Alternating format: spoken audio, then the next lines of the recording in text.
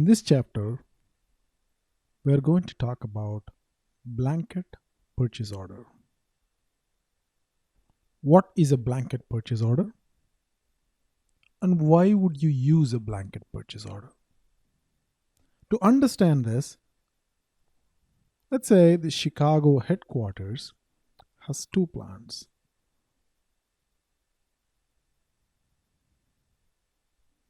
One in Chicago and another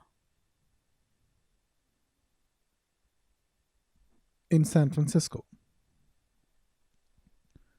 Now, say the HQ or the headquarters plant needs some stationery: pens, papers, pencils, printer supplies, so on. Now, we don't want to mass produce stationery, right? Why? It's a waste of money. Instead, procure them when needed. We can afford to do this. We can't do this for coffee.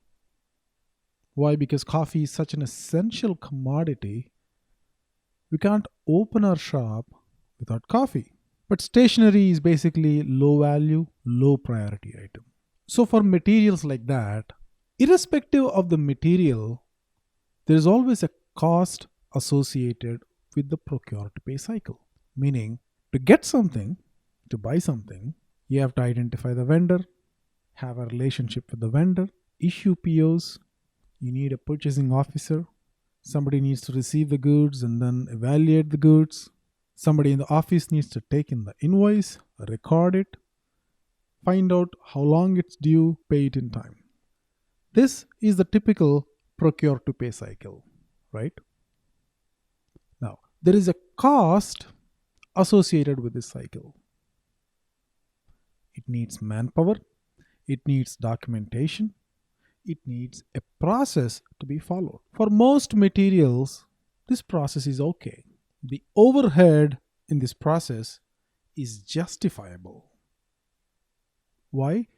Because process makes sure that you get the goods in time. Coffee is made in time, coffee machine is there procured in time, the pastry is procured in time, everything is kept ready to go. But for some materials, for example, you want to do a birthday party in your coffee shop.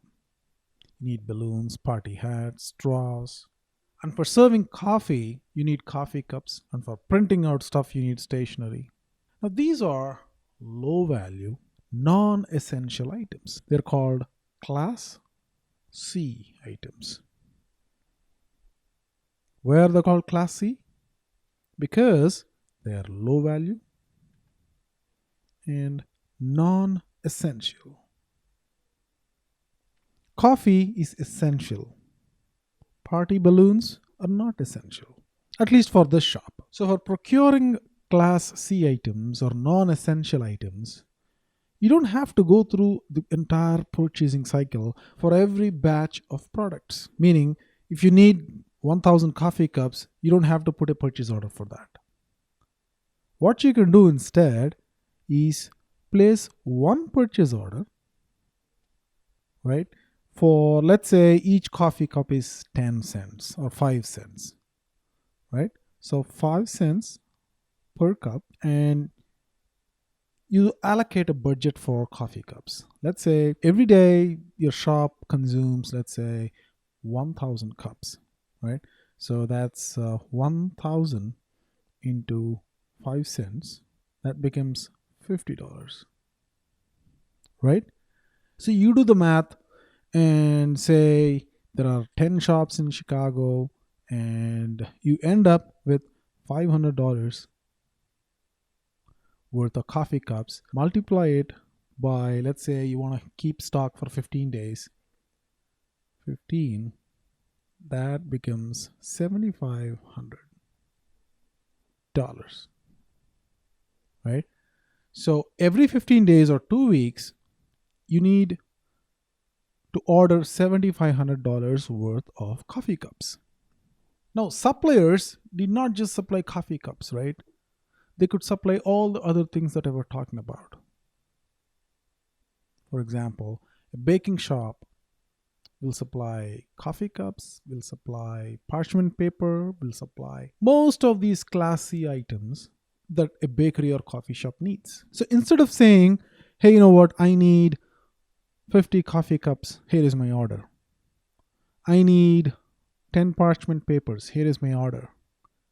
Instead of that, what you can do is, you could say, hey vendor ABC, supplier of baking goods, here is my order for 20,000.